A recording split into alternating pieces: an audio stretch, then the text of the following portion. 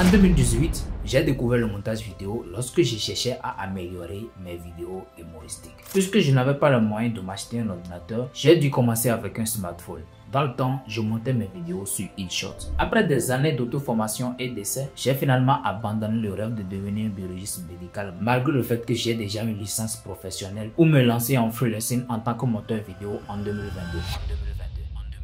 Je suis Marius, monteur vidéo freelance, et dans cette vidéo, je vais te faire gagner 5 ans en te donnant le guide à suivre étape par étape pour devenir monteur vidéo professionnel. C'est parti!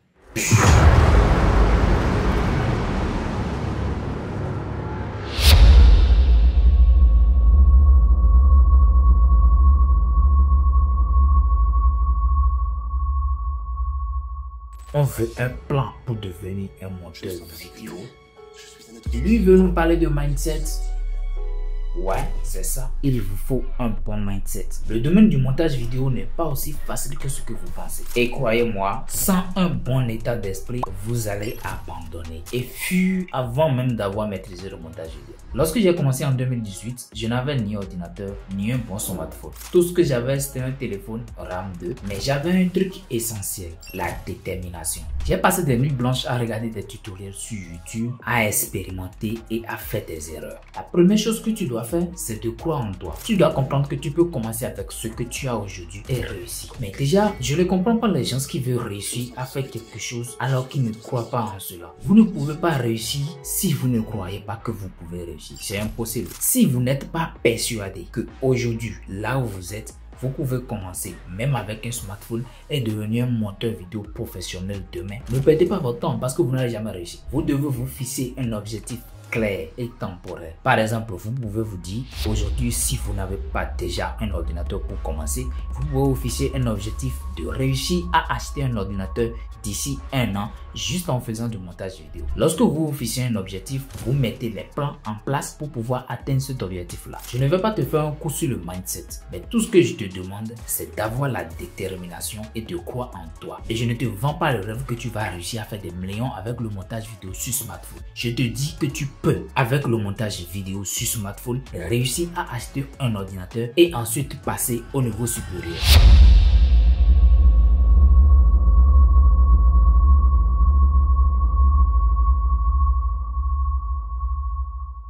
En fonction de l'appareil que tu veux utiliser, si c'est que tu n'as pas déjà un ordinateur, c'est que tu vas commencer avec ton smartphone. Mais si c'est que tu as déjà un ordinateur, c'est que tu vas directement commencer avec ton ordinateur. Donc, quel que soit l'appareil avec lequel vous voulez commencer le montage vidéo, il vous faudra un logiciel. Et surtout, gratuit au début. Sur smartphone, vous pouvez par exemple commencer avec CapCut. Mais le problème, c'est qu'aujourd'hui, CapCut est déjà devenu payant. Et avec votre smartphone, si vous faites un montage, même si vous n'utilisez pas les fonctionnalités payantes, après exportation, vous allez voir la signature de CapCut. Ce qui m'amène à vous recommander une autre application bien plus performante que CapCut, si je n'abuse pas, qui s'appelle VN. Sur ordinateur, vous avez encore CapCut avec lequel vous pouvez rapidement maîtriser le montage vidéo parce que tout est presque une question de glisser déposer là-bas. À part CapCut sur ordinateur, vous pouvez utiliser Adobe Premiere Pro ou encore DaVinci Resolve. D'ailleurs, si vous voulez en savoir plus sur le logiciel de montage vidéo, j'ai une vidéo sur ma chaîne qui en parle. Maintenant, tu as adopté le bon mindset, tu as choisi le logiciel avec lequel tu veux commencer le montage vidéo.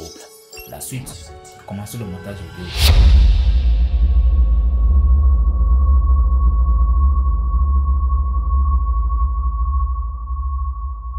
Pour apprendre les bases du montage vidéo, il faut que tu te rendes sur YouTube.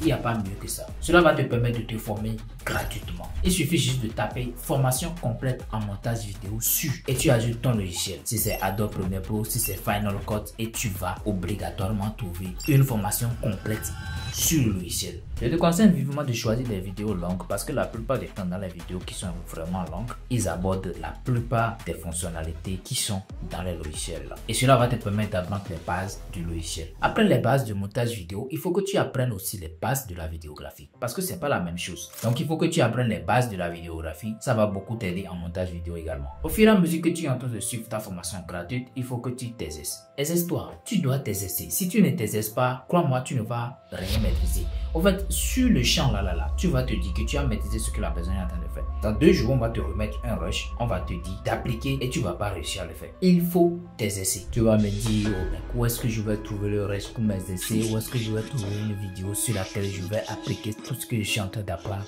Mais gars, réfléchis un peu. Tu peux prendre ton téléphone, t'enregistrer, utiliser la vidéo pour tes essais. C'est aussi simple que ça.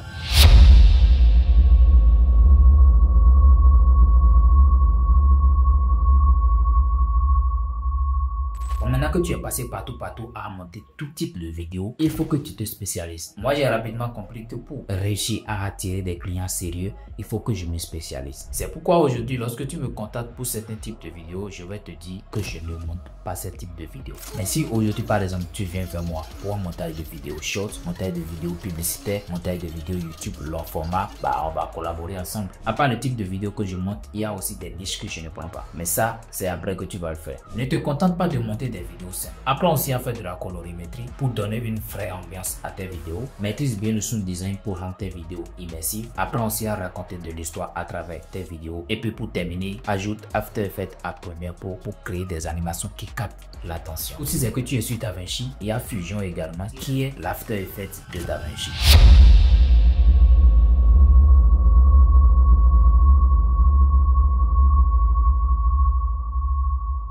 Maintenant, ce que tu vas faire, c'est de créer ton portfolio et de trouver tes premiers clients. Déjà, c'est quoi un portfolio? Un portfolio, c'est là où tu mets tes réalisations pour montrer aux clients ce que tu sais faire. Du coup, pour créer ton portfolio, tu peux par exemple utiliser Google Sheets, tu peux utiliser Notion, tu peux utiliser Canva ou le plus souvent au début, tu peux utiliser Google Drive. Dans Google Drive, tu vas classer tes vidéos. Si ce sont des vidéos YouTube, vidéos short et vidéos publicitaires que tu as choisi de monter, tu peux créer 3 dossiers par exemple dans un dossier. Du coup, un dossier et 3 sous-dossiers. Dans ce dossier, c'est pas que tu vas mettre toutes les vidéos que tu as déjà montées dans ta vie. Il suffit juste de choisir 2 ou 3 meilleures vidéos dans chaque catégorie que tu mets dans ce dossier. Et ce qui va se passer, c'est que tu vas utiliser le lien du dossier pour aller chercher tes premiers clients.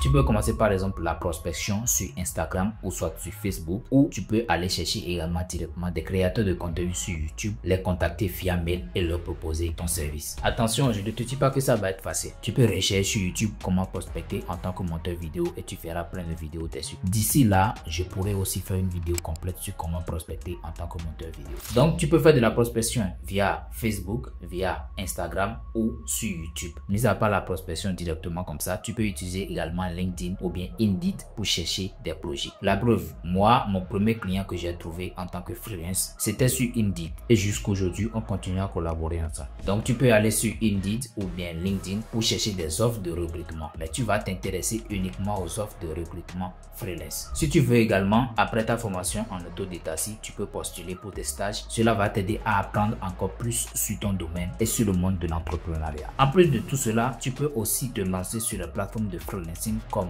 Upwork, Fiverr ou Comeup. Moi, après avoir trouvé mes premiers clients via Indeed, après Facebook et Instagram, je me suis lancé sur Upwork et sur Comeup. Finalement, j'ai trouvé que Upwork était un peu plus compliqué pour moi. Du coup, je me suis concentré sur Comeup. Cela ne voudra pas dire que ce sera la même chose pour toi. Peut-être que Comeup sera difficile pour toi, mais que c'est Upwork qui va te ramener tes premiers clients. Donc, tu l'as compris, il faut que tu essaies beaucoup de choses. La stratégie qui a marché pour un individu A peut ne pas marcher pour un individu B. Donc, ne te mets pas en tête que c'est ça là qui doit marcher. Non, il faut tester beaucoup de choses, expérimenter beaucoup de choses et prendre ce qui marche pour évoluer.